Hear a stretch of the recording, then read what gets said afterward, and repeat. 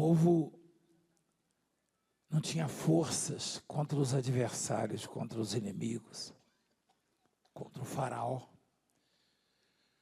O faraó era considerado um deus naquela época para os egípcios.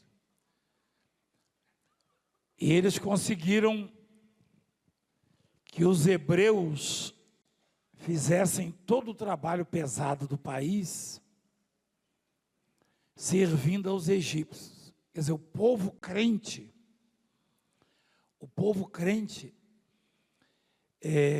na teoria, é o povo dono das promessas. Quem concorda comigo? As promessas de Deus, elas são para os incrédulos? Não. Mas aquele povo era escravo. Aquele povo era maltratado, judiado, humilhado. E um dia eles oraram, eles clamaram, e o clamor, Deus se lembrou da aliança com Abraão, Isaque e Jacó e respondeu. Deus fez nascer um menino, Moisés, que foi educado lá no palácio do faraó, pela irmã do faraó. Né? A filha, né? Filha e irmã, né? Do que veio assumir. E esse Moisés foi usado para tirar aquele povo. E o povo via as obras, via os milagres, via os benefícios, recebia os benefícios e dava o seu louvor a deuses pagãos, que não são deuses, na verdade. Só existe um Deus, ou só há um Deus, que é a expressão correta. Mas não é porque é o meu Deus, não. Ele não é Deus dessa ou daquela igreja, ele é Deus de quem crê nele. Ele é Deus dos viventes. Ninguém é dono de Deus. Deus não é propriedade de ninguém, não. Não tem essa. Não, porque é o meu Deus. Não. Ele é Deus de todo aquele que crê. Presta atenção. E Deus, ele fazia, Deus, ele cuidava, e a indignação do Senhor foi tão grande, porque o povo saiu do Egito pela mão poderosa de Deus, o faraó não queria deixar. Deus começou a mandar uma praga atrás da outra. E o faraó não resistiu, porque nenhum homem, por mais poderoso que seja na terra, ele resiste o poder de Deus. Ninguém resiste. Isso é besteira, você achar que vai dar uma carteirada, uma canetada, ou vai dizer isso, aquilo, né? Eu recebi um telefonema de uma autoridade, uma pessoa que eu admiro, inclusive. E ele falou, o apóstolo, eu estou muito feliz porque, na verdade, ele queria mudar um pouco alguns conceitos que eu tenho. Ele falou, estou muito feliz porque agora a música gospel tem o seu dia. O nosso presidente sancionou. Só que ele não usou a expressão sancionou. Ele falou, o nosso presidente, eu falei, não, sancionar é uma coisa, fazer é outra coisa. Inclusive a nossa liberdade religiosa, eu falei, o senhor conhece a Constituição melhor do que eu. Eu conheço um pouco. Falei, então, Eu vou te dar o artigo, eu vou lhe dar tudo, aí o senhor confere lá que em 1988, tá? É que foi, e está lá escrito, reza na Constituição, que eu tenho liberdade de culto. O senhor está me dizendo o quê? Ele veio me dizer que o atual presidente está dando a liberdade. Ele falou, não, liberdade religiosa, isso é garantido por lei na Constituição Federal.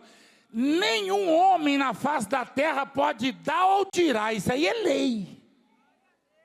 E eu sou livre para pregar o evangelho. Qualquer lugar.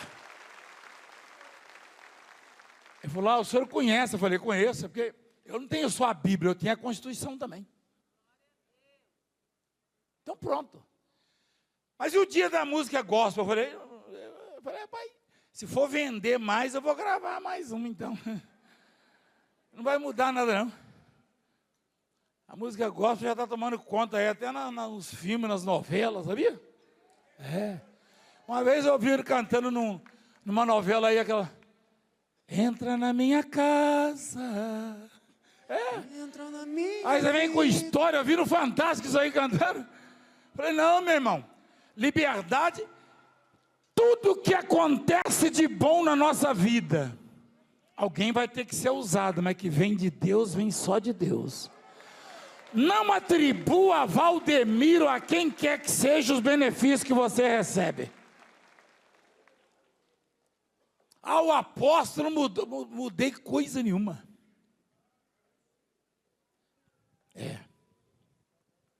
Eu encontrei aqui no centro da cidade um casal.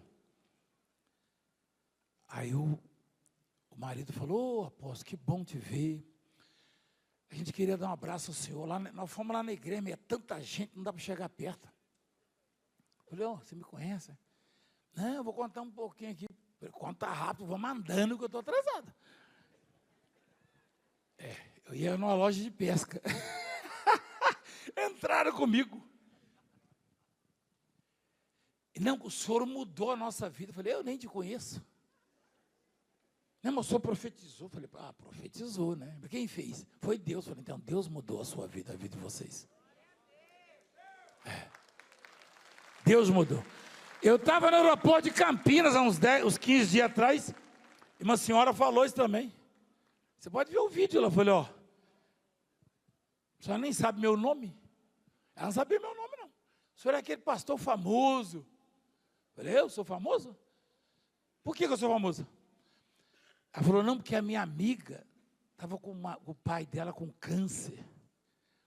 E era irreversível, ela levou ele lá, o senhor profetizou, e ele ficou curado. Eu falei, eu sou famoso por causa disso aí? Ela não sabia meu nome. Então, presta atenção na palavra. Olha lá no Viracopos, ali em Campinas. Ela é funcionária lá. Presta atenção na palavra de Deus. Deus fazia e a glória ia para o homem. Se você quiser perder a graça de Deus, toca na glória dele. Mas se você der glória a Deus em tudo, você vai vencer todas as dificuldades da sua vida. Todas. Aí eu falei para o deputado, deputado, eu respeito muito o senhor, eu gosto muito do senhor, mas liberdade religiosa minha não foi homem que Deus não, que deu não. É porque Deus é quem determina as coisas. E é garantido por lei isso aí. Temos que respeitar. Eu questionei esse dia, eu falei, peraí. Que a juíza falou, não, mas ele é, como é que é? Pessoa pública. Eu falei, pessoa pública é pessoa, também chora, tem dor de barriga. Pessoa pública tem dor de barriga. Eu já parei o carro no meio da marginal assim, corri dentro de uma oficina. Tem que falar a verdade, né? Eu falei, apóstolo, não, dá licença, depois se fala, irmão. Peraí, pessoa pública, vai nessa aí. Deus me livre. Lá em Araçoiaba da Serra, eu entrei dentro do milharal. Quando eu fui entrando, os carros passando, buzinava, lá o pastor Valdemiro. Falei,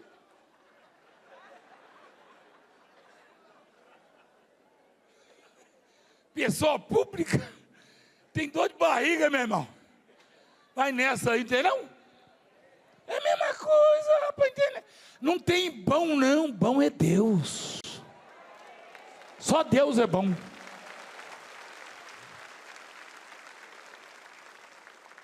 A pessoa pública chora. Vai nessa aí. Quer mais público que Jesus e chorou, né? Então Deus, ele se aborreceu e falou assim: vocês não vão ficar muito tempo nessa terra, não. Ou seja, o grande projeto de Deus para aquele povo era Canaã, a terra prometida. Mas, para obter e viver na terra prometida, aquele povo tinha que cumprir as regras pré-estabelecidas por Deus.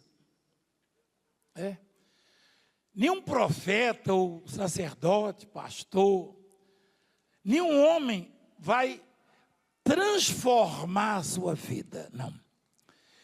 Quem transforma a sua vida é Deus, e as regras estão aí. Tem muita gente que diz: fulano tem uma oração poderosa. O que é oração poderosa? O esposo dessa senhora orou na televisão com a foto e fez uma oração poderosa e Deus atendeu. A oração poderosa é aquela que sai da boca e do coração de alguém que está disposto a obedecer a Deus, as regras do Senhor. Essa é a oração. Não tem negócio de oração de Valdemiro, de Francelão.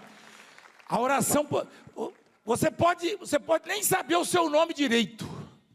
Tem gente que erra até o nome. Eu errei até um certo tempo, né? Mas se você está disposto a obedecer a Deus, a sua oração move as mãos de Deus e muda o planeta. Você quer ver uma coisa? Deus falou: vocês não vão passar muito tempo.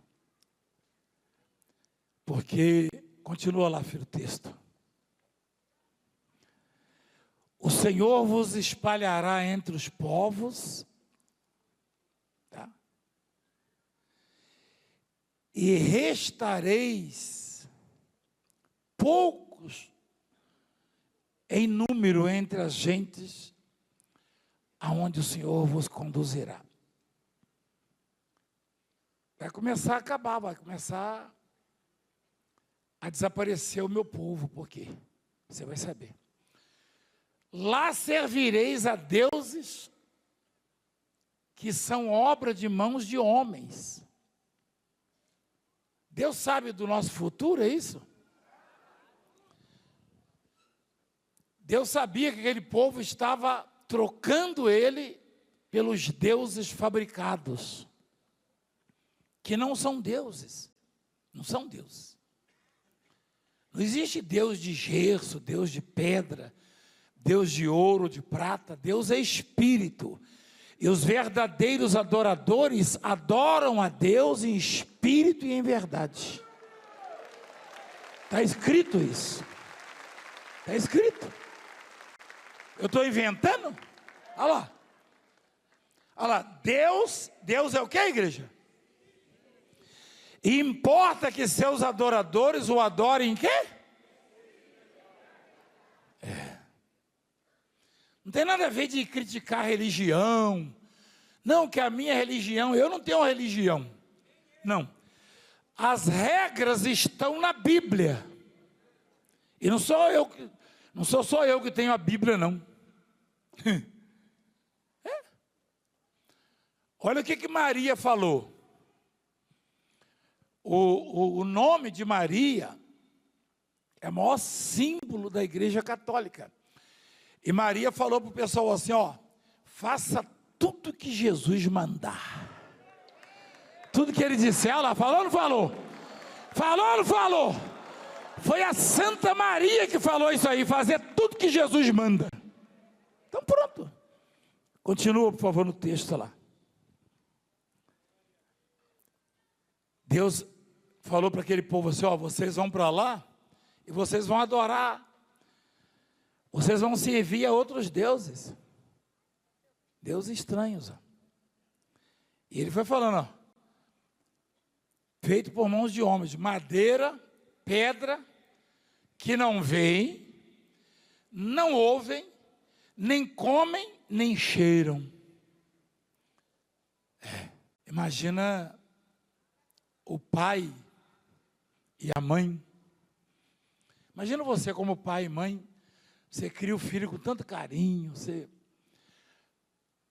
normalmente, você faz pelo seu filho o que seus pais nem fizeram por você. E as gerações vão só, não é verdade? É assim. O seu pai fez por você o que os seus avós, pais deles, não fizeram por eles. E assim vai. Então imagina você, pai e mãe, o seu filho prestar obediências a estranhos e não a você. Honrar os vizinhos e não a você. Aos estranhos e não a você. Então Deus fez o homem e ama tanto o homem que ele plantou um jardim para o homem. Deus Todo-Poderoso, eu já fui agricultor já. Eu plantava arroz, feijão, milho, laranja, as mudinhas de laranja. Alguém já trabalhou na roça? Só que eu não era dono da terra, não. Meu pai não era dono, não. A gente era colono. Você sabe o que é colono? A gente era empregado lá da fazenda. Eu nunca vi o patrão entrar no meio da gente para plantar. Ele pagava lá uma mixariazinha, que na roça é quase um trabalho escravo na época. E a colheita tinha que entregar para ele, era dividido, né? Lá fala meia, não é isso? E eu nunca vi o patrão plantando junto com a gente. Porque é o dono da terra. Só que nesse caso específico, Deus é tão extraordinário, ele poderia dar instruções, ou Adão, você vai arar aqui, você vai plantar assim, assim, não. A Bíblia diz o que no Gênesis? Você está tendo dificuldade aí, meu filho, para mostrar? Olha lá. E plantou o Senhor Deus um jardim no Éden, na direção do Oriente, e pôs nele o quê? O homem que havia formado. Deus plantou. Você pensou, você ora a Deus, aí Deus aparece lá e está lá plantando. Planta um pé de laranja, uma mangueira, planta o milho, planta... Deus plantando. Eu nunca vi, o patrão não planta, né? O dono não planta, não. Quem planta é o empregado. Só que Deus plantou. Aí o homem trocou Deus. Deus sabia da tendência da idolatria e falou, vocês vão servir a outros deuses. De pedra, de pau, enfim, lá de madeira, Mas aí, como Deus conhece o futuro, é o único, aparecem uns meio malucos aí, que eu estou vendo não sei o que na sua vida, está vendo coisa nenhuma. Tem um aí que fala, eu te vi, Valdemir, você estava lá fazendo despacho, você viu, né? Eu te vi, isso é maluco, rapaz, isso é doido. Aí... é doente mental, na verdade. Rapaz, eu sou doido que essa senhorinha vem aqui, vai pipocar aqui, que não... Está cheio do cramunhão. Aí, olha só.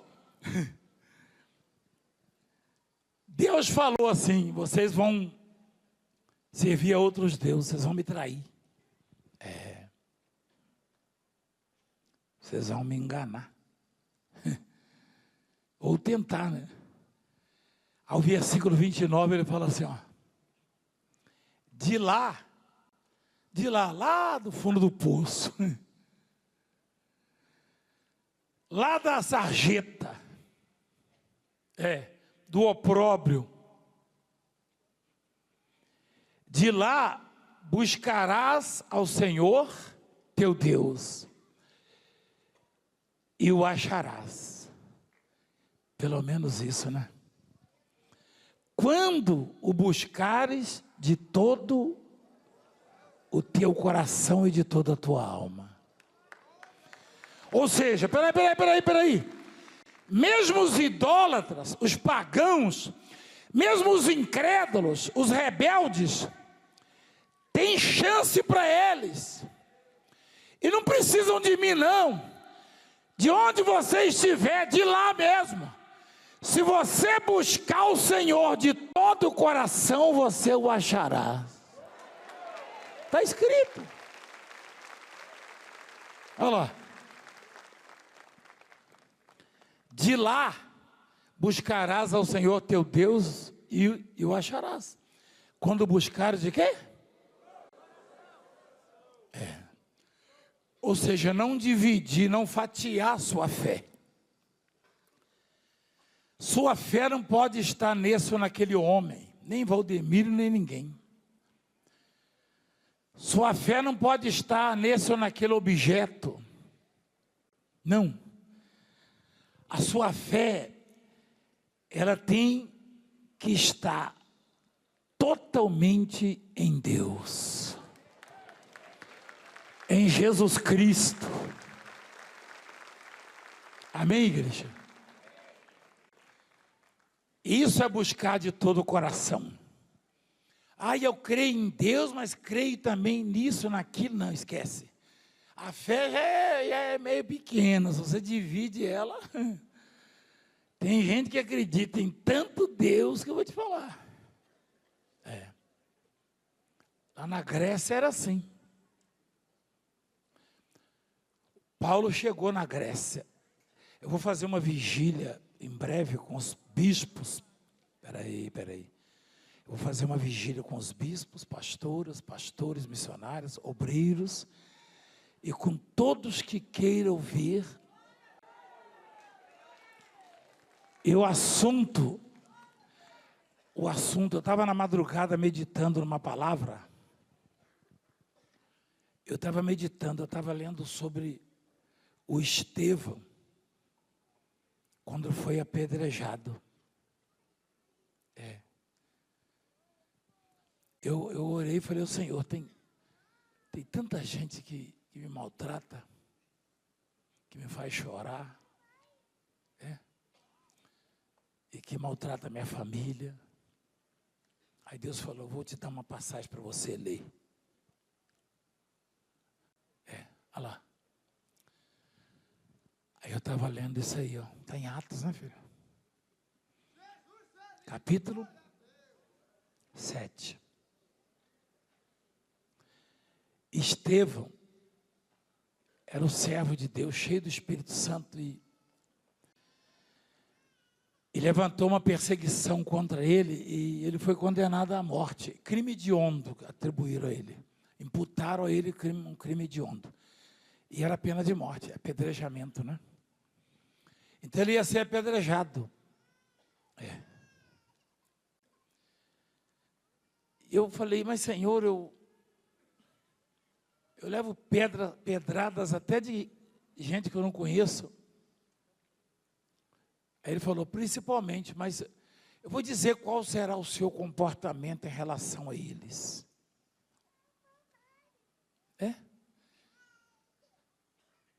Tem que ser vigília, porque é muito longa essa mensagem, tá? Aí, eu continuei lendo. Quando ele estava com os ossos e a carne toda ferida já, morrendo, ele olhou para o céu e o céu se abriu, ele viu a glória de Deus, ele viu Jesus sentado do lado do Pai lá, à direita do Pai, lá. Ele viu o Filho do Homem em pé, na verdade, né, sentado em pé, em pé, à destra, à direita do Pai, em pé. Jesus ficou de pé. Meu Deus. Peraí. Você já leu na Bíblia que Jesus está sentado à direita do Pai? Mas ele viu como? De pé. Jesus ficou de pé. Jesus se levantou. Gente, é incrível isso aí. E você estava em determinados lugares, assim, chegou uma autoridade superior e você, como um ato de reverência, ficou de pé. Mas o Jesus ficou de pé para o Estevão. Mas não é isso que eu quero mostrar para você, não. O que eu vou mostrar para você é que ali, ajudando a apedrejá-lo, guardando os pertences dos assassinos, estava um jovem chamado Saulo, que veio a ser o maior pregador que a terra já viu. Por causa de quê? Por causa de quê? Porque o Estevão olhou para ele e para aqueles ali e falou: Senhor, perdoa eles. Não lhes imputes este pecado. Com essas palavras adormeceu, ele morreu. Quando ele falou: Senhor, não impute o pecado, não condene eles por causa da minha vida que estão tirando, aquele jovem Saulo recebeu o perdão de Deus, porque ele ia morrer. Quem toca no ungido de Deus morre. Quem toca no ungido de Deus sofre.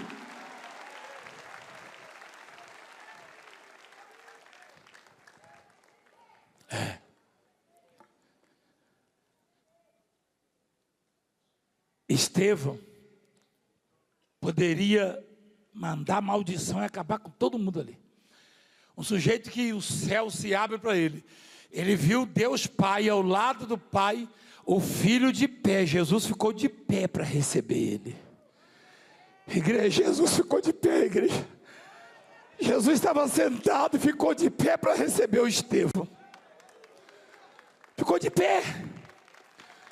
E ele viu Jesus de pé.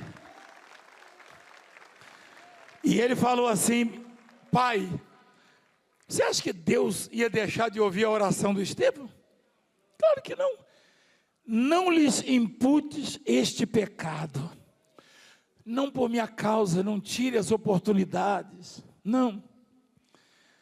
E o dia que Jesus teve um encontro com Saulo, que era perseguidor da igreja, e ele virou aquele pregador, e os outros discípulos tinham até medo, nesse cara aí perseguia a igreja. Ele estava com a bênção do perdão do Estevão.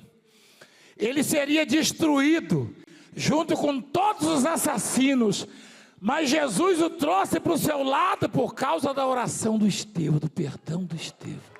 Você sabia disso?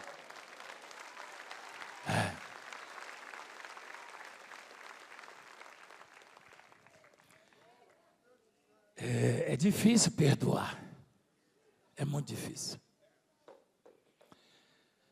Tem umas coisas que fazem conosco que é muito difícil perdoar. Muito difícil. Tem umas coisas que são muito difíceis. Mas é necessário perdoar a igreja. Eu sei que muitos de nós, eu mesmo, eu me fortaleci,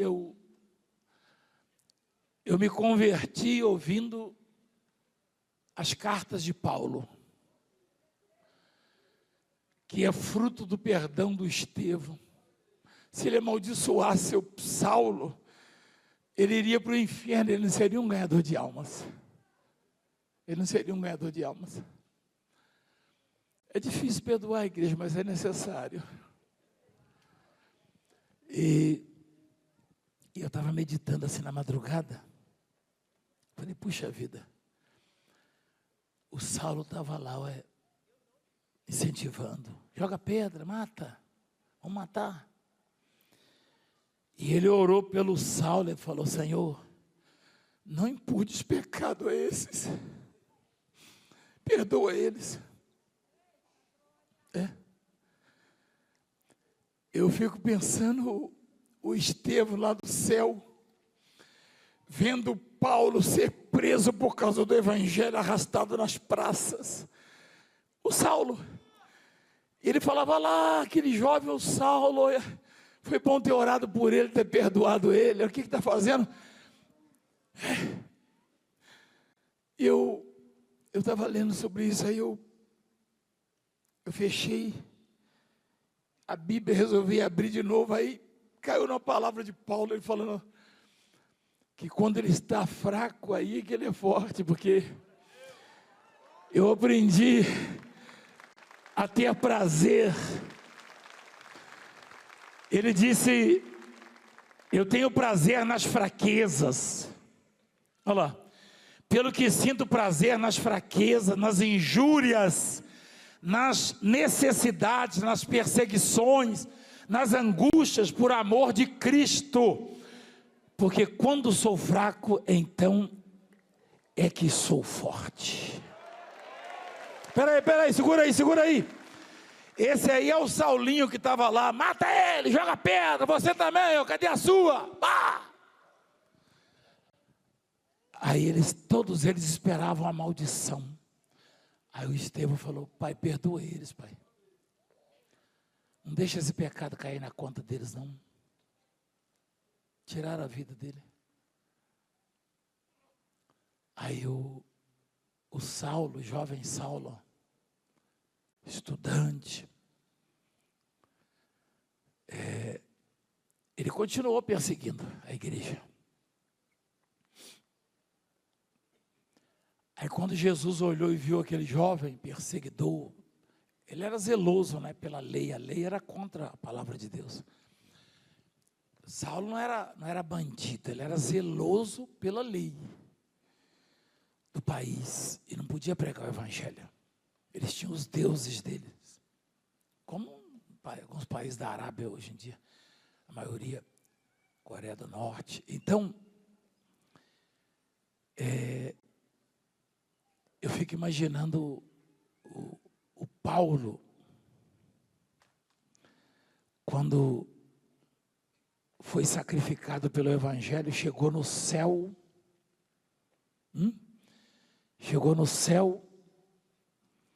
e ficou olhando. Será onde fica o Estevão aqui? Eu queria dar um abraço nele. Porque ele salvou minha vida. Ele não me amaldiçoou, ele me perdoou. Olha lá. Ele pediu ali na frente de todos os assassinos, ó, perdoa eles. Aí eu fiquei pensando assim, falei, puxa, ele deve ter chegado no céu, o Paulo, né? Aí, Jesus, bem-vindo, eu sou Jesus, o Senhor, eu sei quem o Senhor é, mas eu queria o Estevão, eu queria dar um abraço nele, porque ele salvou a minha vida, eu estou salvo. E o Estevão, ele tinha essa visão que eu e você precisamos aprender, principalmente eu. Mas continuando, olha a oportunidade que Deus está dando hoje. Vou trazer para hoje agora, tá? Vamos lá, filha. Ó. Deus, ele prometeu antes ali, eu vou pegar o céu e a terra como testemunho, que eu vou destruir a vida de vocês, porque são idólatras, são pecadores, são rebeldes. Mas, de lá, buscarás o Senhor teu Deus e, quando buscar de todo e de toda a sua alma. Eu estou decidido a destruir, mas se vocês me buscarem, eu decido deixá-los viver. Esse é Deus. Esse é Deus. E continua o texto, por favor, filho. Põe lá. Corta aí, diretor. Quando estiveres em angústia, gente, Alguém aqui já sentiu angústia alguma vez? Quem já sentiu? Cruz credo, é? Eu achei que você ficava rindo o dia inteiro. Hã? Eu achei que você ia dormir e sonhava que estava rindo.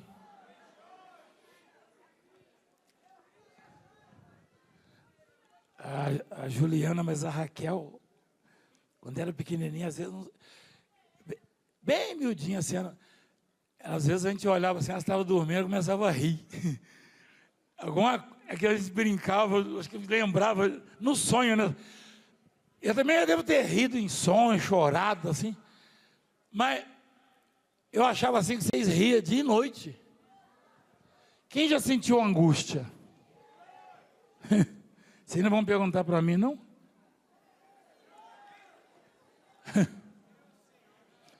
Todos nós sentimos angústias, frustrações,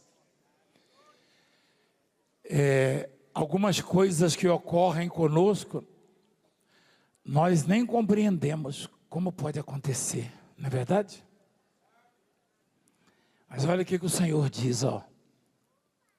Mesmo estando indignado, ele diz assim, ó, quando estiveres em angústia, e todas essas coisas te sobrevierem nos últimos dias, e te voltares para o Senhor, teu Deus, e lhe atentares a voz, ou seja, ouvindo a voz, ouvires a voz dele, então o Senhor teu Deus não te desamparará, porquanto é Deus misericordioso, nem te destruirá, nem se esquecerá da aliança que jurou a teus pais, Abraão, Isaque e Jacó. Agora, pois, pergunta aos teus antepassados, aos tempos passados, que te precederam, desde o dia em que Deus criou o homem sobre a terra, desde uma extremidade do céu até a outra, se sucedeu jamais coisa tamanha como esta, ou se ouviu coisa como esta, ou se algum povo ouviu a voz de algum Deus do meio do fogo, né, como vocês ouviram, como tu ouviste, ficando vivo. Ou se um Deus intentou ir tomar para si um povo do meio de outro povo, com provas, e com sinais, e com milagres, e com peleja, e com mão poderosa, e com braço estendido, e com grandes espantos, segundo tudo quanto o Senhor vosso Deus vos fez no Egito aos vossos olhos. Peraí. Ah, mas eu não vi isso. Ah, não? Interessante, eu achei que você tinha visto aqui uma criancinha rastejando no chão e depois da profecia levantou e anda. Eu achei que você tinha visto uma mulher que tinha câncer de pele, estava comendo o nariz dela e está perfeita aqui, parece que fez enxerto. Eu achei que você tinha visto pessoas que estavam na Cracolândia, na sarjeta, na humilhação, hoje são pessoas de família, mães, pais, mães de família. Eu achei que você tem visto o que Deus tem feito no nosso meio, sinais, milagres, prodígios, né? Você tem visto? Mas não é só você não, quem está lá fora também tem visto. Tem ou não tem? Com certeza tem. Então, igreja, hoje as pessoas têm muito mais motivo para obedecer às leis, às regras, os mandamentos, para se submeterem a Deus. Olha lá, vê se está diferente de hoje, ó. Quem é que viu o seu Deus, o Deus do seu país, da sua religião? Olha lá, a tirar um povo escravo do meio de outro povo com provas, com sinais, e com milagres, e com peleja. Vocês têm visto Deus fazer isso? Milagres tem? Tem mesmo? Ah, mas não só você não. O seu parente também tem visto, o seu amigo. É. De vez em quando ele chega para você. Aquilo lá é verdade, é? Quem já ouviu isso?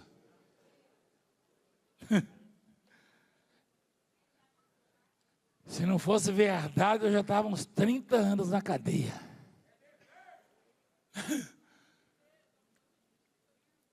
Mas eu queria dizer que eu e você estamos diante da maior oportunidade que um povo pode receber na vida. Maior oportunidade.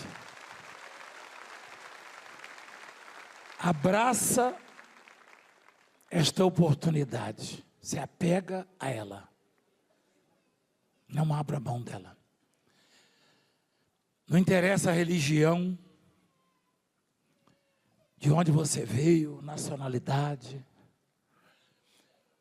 o seu grau de instrução, nível intelectual, não. Poder aquisitivo.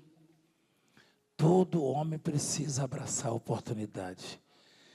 E essa oportunidade tem nome: Jesus Cristo.